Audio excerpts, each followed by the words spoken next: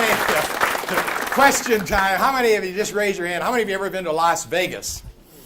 Okay. And how many of you ever came home with extra money from Las Vegas? Honest? Really?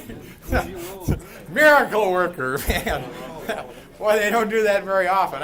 How many of you are cheap like me? Really cheap. I mean, they got signs in Las Vegas, and if you play it right, you can eat almost free. Isn't that right? From club to club. And this one place, they have a special there. They had a sign out front. It said, giant lobster tails, 39 cents.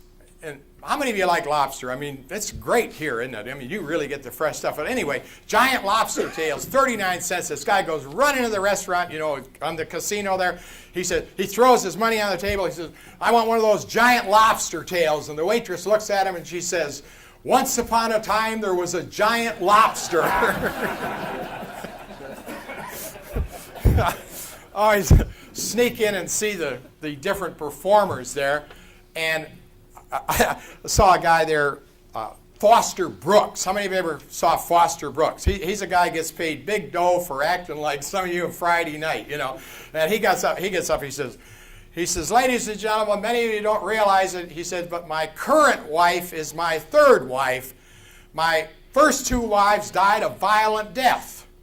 He said the first one died from eating poisoned mushrooms, and the second one died of a fractured skull. She just wouldn't eat her mushrooms. got to see Henny Youngman. How many of you remember Henny Youngman? He's still out there playing the violin, a fantastic comic. And he said, ladies and gentlemen, I was sitting in the bar last night, and the guy next to me fell right off the stool on the floor. He said it was pitiful. I helped him back up. A minute later, he falls on the floor again, reached in and got his name and address out of his pocket, helped him out to the car. He fell down 7 times going out to the car, drive him up in front of his house, fell down 9 times in his own driveway, finally get him up in the porch. I got him propped up there. I ring the doorbell. His wife comes to the door. He says, Mrs. Brown, I brought your husband home. She looks around like that and she says, that's so nice of you. She says, but where's his wheelchair? How many of you meet people like that are always fixing things before they find out what's wrong? Yeah. Where's his wheelchair? I was working in Las Vegas speaking at a convention, and I saw a sign at Caesar's Palace, opening night, Frank Sinatra. The next night was opening night. So I went up to this ticket place and I said, I want a ticket for Frank Sinatra's opening night show. She looks at me, she says, I can't sell you. You have to come tomorrow morning and wait in line with everybody else. And I says, I can't do that. I said, I got a show to do tomorrow morning. And she backs off and she says, I'm sorry, sir, I didn't notice. And she sold me a ticket, gave me a ticket just like that. Just thought I was Andy Griffith. I said,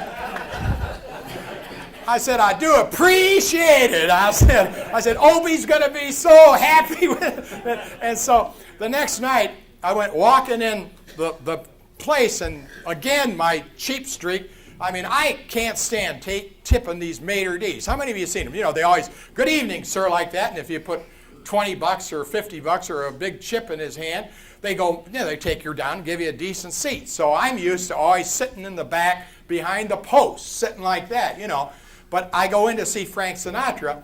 Instead of treating me shabby, he says, follow me, sir. And we went walking right through Caesar's Palace, past all the other tables, right up near the stage. And he gives me a special seat right next to Paul Anka, the singer. And I'm sitting there, and even the celebrities weren't that close. I mean, I was up there with family and close friends of Frank Sinatra's. And what I saw there that day could have an impact on your whole life, because very few people get to see there. Now, first of all, Frank Sinatra's show, he's got a warm-up comic, the best in the world, the best comic in the world. He comes out on the stage and he just absolutely kills you. I mean, really a great comic. And then the orchestra plays. The orchestra is hand-picked, the finest musicians that you could get. The very best. He's got 2 women in gowns playing harps and a big string section, a huge orchestra. Fantastic. And then there's a tuxedo he wears. He wears a $1,000 tuxedo. That tuxedo is so beautiful, they could just wheel the tuxedo out on the stage and it would get a standing ovation without anything.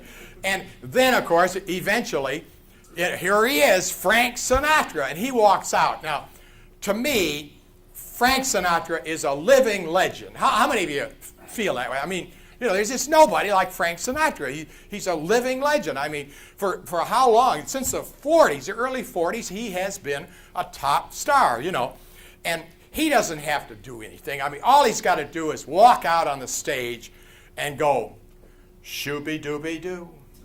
That's all he does. Just shooby-dooby-doo, like that. And he could walk off the stage, and that's all he have to do. And I said, I saw Frank Sinatra live. That would be enough. I would be satisfied. I could go around the rest of my life saying, I saw Frank Sinatra.